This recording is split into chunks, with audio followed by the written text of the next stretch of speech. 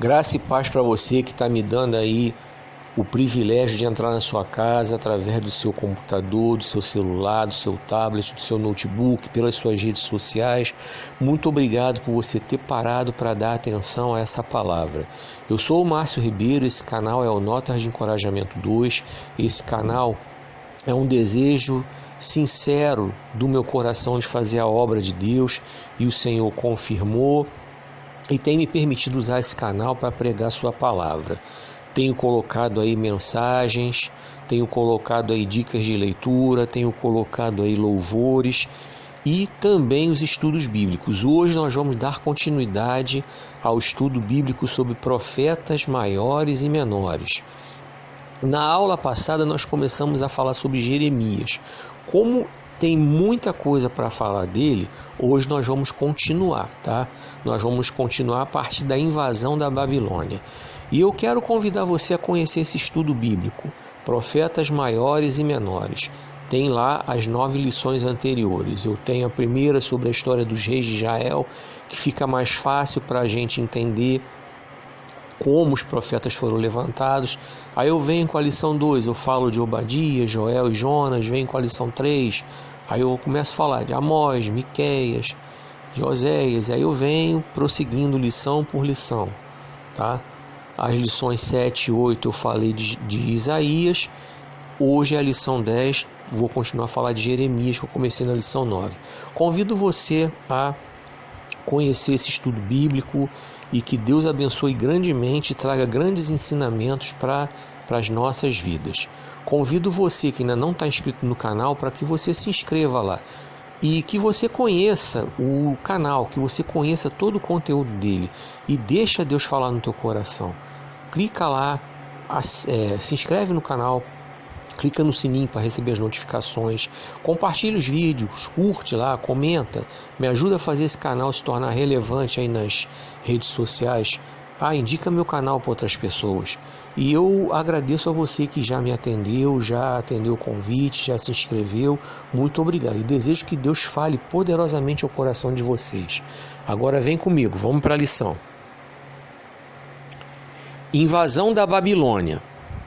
Nabucodonosor, rei da Babilônia, expandiu seus domínios derrotando os demais reinos, especialmente o Egito e a Assíria. No caso, eles eram os dominantes, né? Jeremias adverte Judá que os babilônios invadiriam o país e levariam o povo em cativeiro. Isso está em Jeremias, capítulo 4, do versículo 5 até o capítulo 6, versículo 30. E entra por Jeremias capítulo 8, do 13 ao 17. Possivelmente, logo após a vitória de Nabucodonosor sobre o faraó Neco do Egito, Jeremias foi ao pátio do templo e anunciou a destruição de Jerusalém.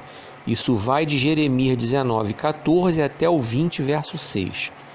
Por causa disso, o sacerdote Fassur, chefe da guarda, mandou prender o profeta, surrá-lo e colocá-lo no tronco por uma noite. Em seguida, ele teve a sua entrada no templo proibida. Está em Jeremias 36, verso 5. Isso não intimidou o profeta, que continuou denunciando o povo de Judá, que se esqueceu de Deus e se distanciou dos seus mandamentos e princípios. Falseou e corrompeu o culto, adotou a idolatria e praticou muitas injustiças sociais. Repito sempre, qualquer semelhança com o nosso mundo aí de hoje, século 21, não é mera coincidência. Vem comigo. Jeremias denunciou os responsáveis por todas essas coisas, aqueles que eram os detentores do poder, reis, ministros, sacerdotes, falsos profetas. Isso está em Jeremias 36, do 1 ao 32. O rei Jeoaquim mandou queimar esses escritos de Jeremias e prender tanto o profeta quanto o seu escriba Baruque, que se esconderam e escaparam dessa prisão. Jeremias também lutou para desmascarar os falsos profetas. Jeremias 14, do 13 ao 16, Jeremias 23, do 13 ao 40, são as referências.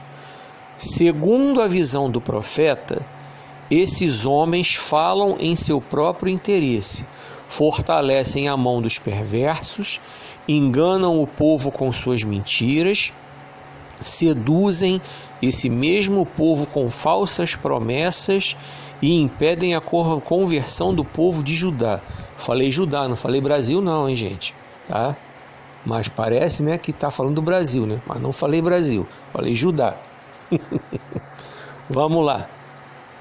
Após o cumprimento dessa profecia referente à invasão da Babilônia e a subsequente destruição de Jerusalém, o rei Jeoaquim morreu e foi substituído por seu filho Joaquim, que foi levado em cativeiro para a Babilônia, ficando no trono seu tio Metanias, que teve o seu nome mudado para Zedequias por ordem de Nabucodonosor, rei da Babilônia, nação dominante sobre Judá.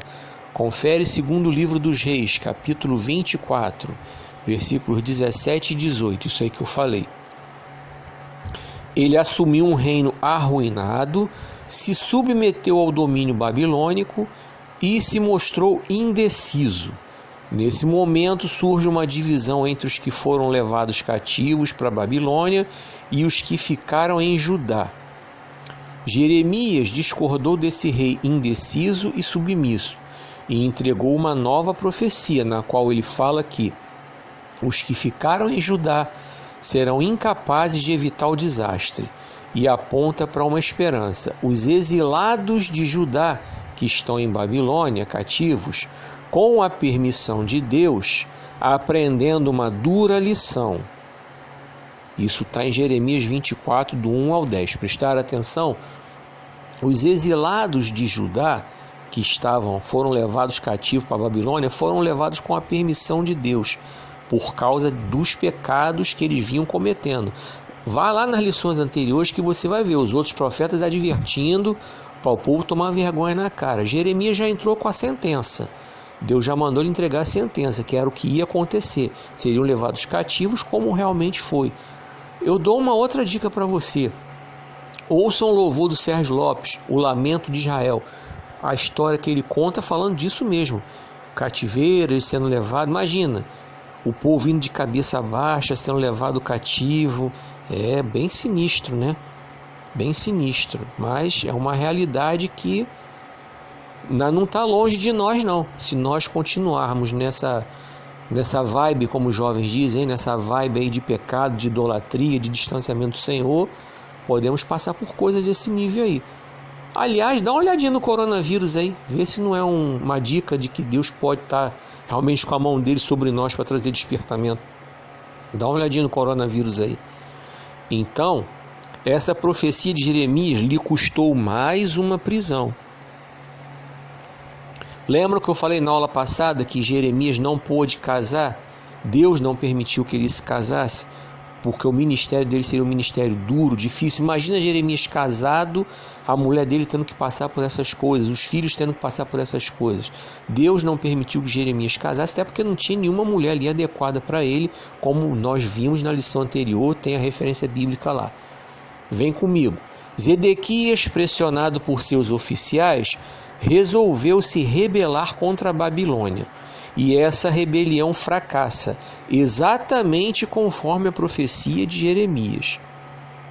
Jerusalém é sitiada e nesse momento o profeta vê uma esperança nos camponeses. Isso está em Jeremias 32:15.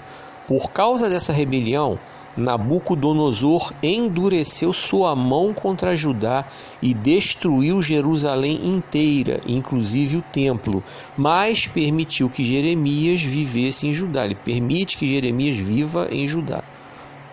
O profeta decide viver no país sob a liderança do novo governador, Gedalias, que acabou assassinado por um grupo formado por antibabilônicos que se viram forçados a ir para o Egito. Esse grupo obrigou Jeremias a fugir com eles. No Egito passaram a residir em Táfnis, onde Jeremias continuou a exercer seu ministério, repreendendo a idolatria que seus conterrâneos praticavam ali. Você vai ver isso em Jeremias 40, verso 1, até o Jeremias 44, verso 30. Seu ministério influenciou personagens bíblicos, tais como o profeta Daniel, que estudou os escritos de Jeremias sobre o exílio, e com base neles trouxe palavras de encorajamento ao povo exilado. Confere Daniel capítulo 9, verso 2. Ele se inspirou em Jeremias 29, 10. Esdras também estudou as palavras do profeta e as lembrou ao povo. Confere Esdras 1, do 1 ao 2. Esdras 1, verso 1. Confere também segundo o livro das Crônicas 36, verso 20 e 21. Mateus também cita em seu livro, confere lá Mateus 2, versos 17 e 18, o que Jeremias falou em seu livro. Aí você vai conferir Jeremias 31, 15, tá? Assim como o autor da carta aos Hebreus, ele repete em Hebreus 8, do 8 ao 12, o que Jeremias falou em Jeremias 31, do 31 ao 34. Jeremias profetizou sobre o dia que Deus faria com os judeus um novo concerto. Leia Jeremias 31, 21. E o Novo Testamento deixa claro que esse concerto foi instituído com a morte e ressurreição de Jesus Cristo. Você vai conferir Lucas 22, 20, vai conferir Mateus 26, do 26 ao 29 e Marcos 14, do 22 ao 25.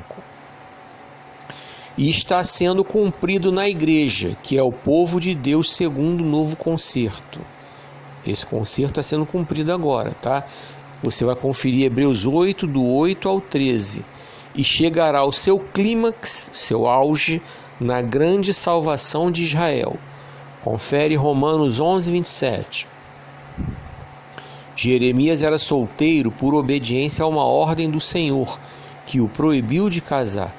Ele foi rejeitado durante toda a sua vida por conta da sua mensagem dura, severa, dada pelo Senhor, mas mesmo assim ele cumpriu fielmente o seu chamado profético com fé, coragem, ousadia e determinação. E vai uma lição para nós hoje: não importa o que venha acontecer, quando nós temos chamado, vamos procurar cumpri-lo com essa mesma fé, essa mesma coragem, essa mesma ousadia, essa mesma determinação de Jeremias. Ele foi perseguido por seus vizinhos que tentaram tirar sua vida. Confere Jeremias 11, 18. Até a sua família o perseguia. Confere Jeremias 12, 6. Foi acusado de profanar o templo com suas profecias e foi colocado no trono pelo sacerdote, principal oficial do templo, pois suas profecias se opunham a ele. Então, o que acontece? O sacerdote ficou chocado, porque as profecias de Jeremias se opunham a ele. Está em Jeremias 28, verso 1 e está em 29, verso 8.